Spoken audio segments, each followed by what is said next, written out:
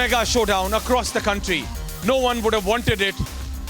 No Indian citizen, irrespective of their religion, Hindu, Muslim, Sikh, Isai, they wouldn't want this. They want peace. Then why is this showdown?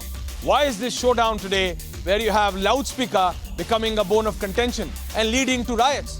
From Karoli to Khargon and now to Khambat, connections coming out. What is the exact reality of what exactly is happening? We have our colleagues across the country today.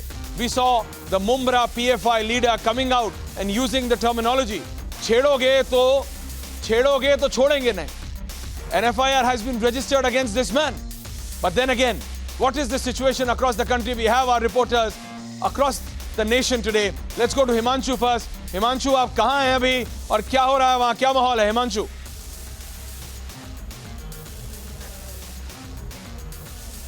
जी बिल्कुल ऐश्वर्य, हम इस वक्त मौजूद हैं Connaught place में, हनुमान मंदिर में, जहां पर ज़बरदस्त तरीके से यहां पर हज़ारों की तादाद में यहां पर लोग पहुंचे हुए हैं. एक एक करके यहां पर हनुमान चालीसा का पाठ किया जा रहा है. अलग अलग जगह के लोग आए हुए हैं और यहां पर अभी कुछ देर पहले ही ज़बरदस्त तरीके से हनुमान चालीसा का पाठ किया गया है. कपिल मिश्रा जो कि भारतीय जनता पार्टी के नेता हैं दिल्ली प्रदेश के, उन्होंने यहाँ पर पाठ किया और अभी वो मीडिया से मुखातिब भी हो रहे हैं, बाइट भी दे रहे हैं. लेकिन सबसे बड़ी बात यह है कि लगातार पूरे देश भर में से इस तरीके की खबरें निकल कर आ रही थी कि कहीं ना कहीं जो है लोग एक दूसरे को बर्दाश्त नहीं कर पा रहे थे. माइक लगाइए वहाँ.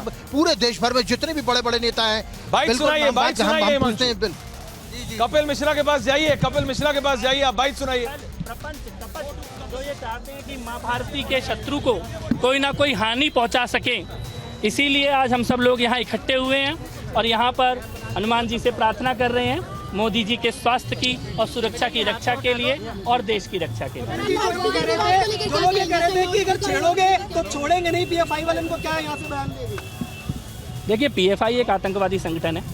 जो पीएफआई ने वीडियो रिलीज़ किया है आज सुबह, जिसमें वो हिंदुत्व से लड़ने के लिए पैसे मांग रहे हैं, जकात का हिस्सा मांग रहे हैं मुसलमानों से, और साथ में उन्होंने वीडियो में भारत के प्रधानमंत्री मोदी जी की फ़ोटो का इस्तेमाल किया है. ये सीधे सीधे एक आतंकी संगठन, जैसे अभी तक लश्कर ए तैयबा या आईएसआईएस फतवा जारी करते थे, मदद मांगते थे देश में लड़ने के लिए, उस प्रकार की गतिविधि पीएफआई कर रहा है.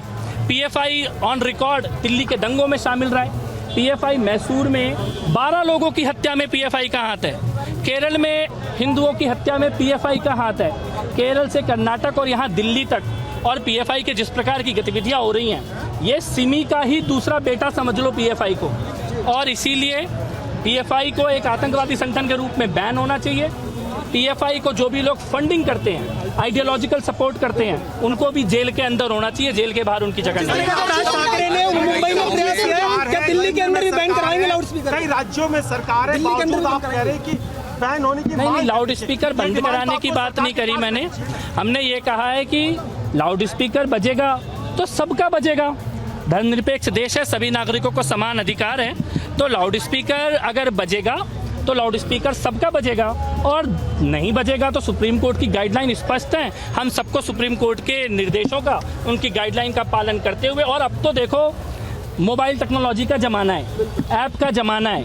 मुझे ये लगता है कि नमाज के लिए लोगों को बुलाने के लिए आप ऐप में भी लोगों को मैसेज भेज सकते हैं, मोबाइल एसएमएस से अपडेट भेज सकते हैं, व्हाट्सएप भेज सकते हैं, रिकॉर्डेड कॉलिंग कर सकते हैं. उसके लिए सुप्रीम कोर्ट की बात ना मानना और ज़बरदस्ती इस प्रकार का ध्वनि प्रदूषण करना, मुझे लगता है सबको समझना चाहिए. अब टेक्नोलॉजी का जमाना है, नए साधन अपनाने चाहिए. धार्मिक स्वतंत्रता पर हमला है.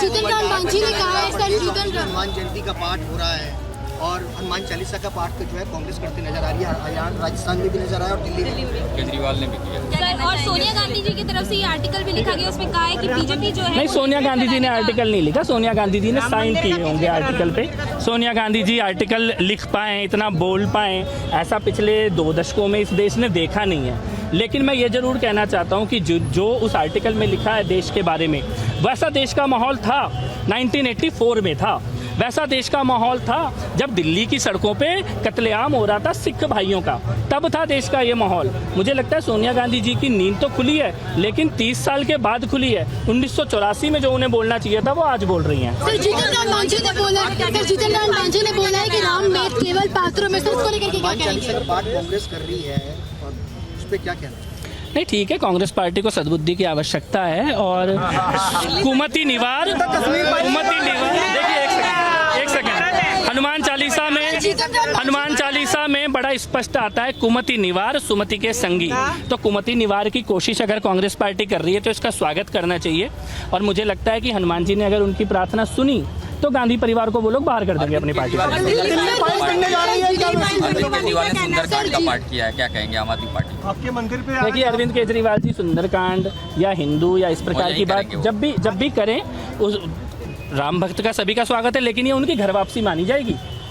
क्योंकि अभी तक तो वो ताहिर हुसैन के पालकों में से रहे हैं, ताहिर हुसैन को पालने वाले व्यक्ति रहे हैं। उमर खालिद गिरफ्तार ना हो, जिन्होंने टुकड़े टुकड़े के नारे लगाए उनको सजा ना मिले, इसके लिए 5-5 साल तक दिल्ली सरकार ने पेटिशन रोक के रखी है। अभी भी आज दिल्ली सरकार के जो वकील खड़े होते हैं वही वकील आतंकवादियों के लिए खड़े होते हैं।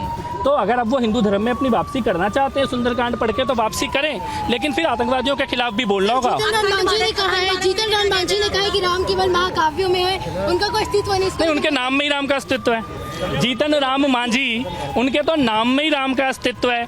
तो उनके माता पिता ने कोई कॉमिक्स पढ़ के या कोई कार्टून देख के तो राम उनके अपने बेटे के नाम में राम लिखा है, तो कुछ सोच के भगवान मान के ही लिखा होगा। अपने माता पिता की इज्जत करें। अखंड भारत को लेकर क्या कहना है आपका? अखंड भारत को लेकर क्या कहना है आपका? अखंड भारत को लेकर मोहन भागवत ने कहा है कि अखंड भारत बनेगा 15 साल में।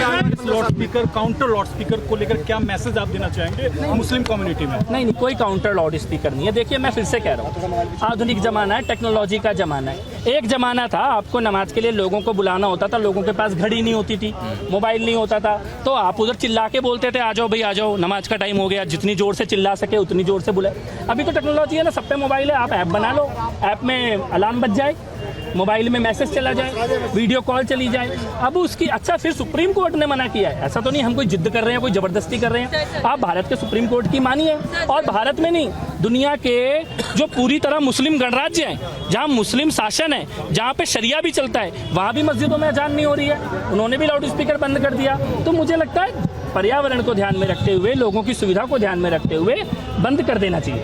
Thank you sir. कि अजान के वक्त हनुमान चालीसा का पाठ करने की क्या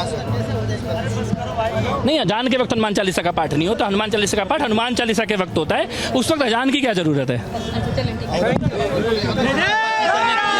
साथ बातचीत करने के लिए कपिल जी छोटा सा कपिल जी सीधा सवाल है। कपिल जी सीधा सवाल है कि क्या कहना चाहेंगे? कपिल जी बड़ा में पीएफआई के आदमी ने बोला कि यदि छेड़ोगे तो छोड़ेंगे नहीं, ये अजान के बदले में हनुमान जी को देश को जवाब दो, देश को जवाब दो। पैचे हमारे साथ कपिल मिश्रा मौजूद हैं जो कि हनुमान मंदिर पहुंचे थे। आज पहुंचने की क्या वजह थी?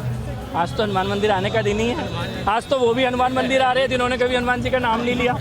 आज तो कांग्रेसी और आप ये भी हनुमान मंदिर आ रहे हैं, तो जो हनुमान जी की साधना करते हैं वो तो आएंगे ही। हनुमान जन्मोत्सव का दिन है और हमने आज ये कार्यक्रम इसलिए भी रखा कि हनुमान जी से प्रार्थना करें, निवेदन करें, हनुमान जी से मांगे अपने प्रधानमंत्री की रक्षा, उनका यश, उनकी सुरक्षा ये बनी रहे। जगह जगह लाउड स्पीकर बजाया जा रहा है, खासकर हिंदू कम्युनिटी की ओर से, क्या मैसेज देने की कोशिश? नहीं, मैसेज कुछ नहीं है, अपने धर्म का पालन कर रहे हैं। हम लाउड स्पीकर बजाएं तो मैसेज की बात क्यों आ जाती है? So that was Kapil Mishra, BJP leader from the national capital.